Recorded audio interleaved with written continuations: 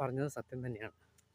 ചോര കണ്ടും സൂചി കൊണ്ടും അറപ്പുമാരെ നേഴ്സുമാരെ പേടിപ്പിക്കാൻ നോക്കിയാൽ മാത്രം പോരാ, അവരെ ഭീഷണിപ്പെടുത്താൻ ശ്രമിക്കരുത്. കാരണം അവർ കഷ്ടപ്പെട്ടിട്ടൊക്കെയാണ്, ഒരുപാട് കഷ്ടപ്പെടുന്നുണ്ട്. അതായത് ഭൂമിയിലെ മാലാഖമാരെന്നാണ് നേഴ്സുമാരെ അധികം വിളിക്കാറുള്ളത്. അവർ കഷ്ടപ്പെട്ട് ഓരോ രീതിക്ക് ഉറക്കൊളച്ചിരുന്ന് ഓരോ രീതിക്ക് അവർ കഷ്ടപ്പെടുന്നുണ്ട്, രോഗികളെ പരിചരിക്കുന്നുണ്ട്, അറപ്പും കൂടാതെ തന്നെ. അവർക്കൊക്കെ ഇങ്ങനെ ശമ്പളം കുറച്ച് കൊടുക്കുക എന്നുള്ളത് വളരെ വളരെ മോശമായ കാര്യങ്ങൾ തന്നെയാണ്.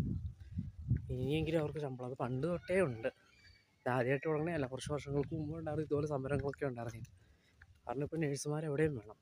ഇപ്പോൾ ഒരു സിനിമയ്ക്കകത്തെങ്ങാണ്ട് പറയുന്നുണ്ട്, അവരുടെ സിനിമ ഡയലോഗാണ്, ആ കാറ്റത്തൊരു പെൺപൂവോ അങ്ങനെ കണ്ടൊരു പടത്തിനകത്ത് നമ്മുടെ വിജയശാന്തി അഭിനയിച്ചിട്ടുണ്ട്. പിന്നെന്തോ കുറച്ച് പേരിങ്ങനെ എടുത്ത് പറയുമ്പോൾ കൊച്ചിനെ പറയുമ്പോൾ ഒരൊറ്റയടി കടന്നക്കുട്ടിക്ക് കൊടുത്തിട്ട് പറയുന്നുണ്ട്, നിന്നെയൊക്കെ പ്രസവിച്ചിട്ടപ്പോൾ നിൻ്റെ പെട്ട തള്ള പോലും അല്ല കൈ കൊടുത്ത് ഒരു നേഴ്സായിരിക്കും. സത്യമായ കാര്യമാണ്. ആ സിനിമയിലെ പോലെ നമ്മളൊക്കെ ആണെങ്കിൽ ആശുപത്രി ജനിച്ചവർക്ക് നേഴ്സാണ് കയ്യിലെടുത്ത് കൊടുക്കാറുള്ളത്.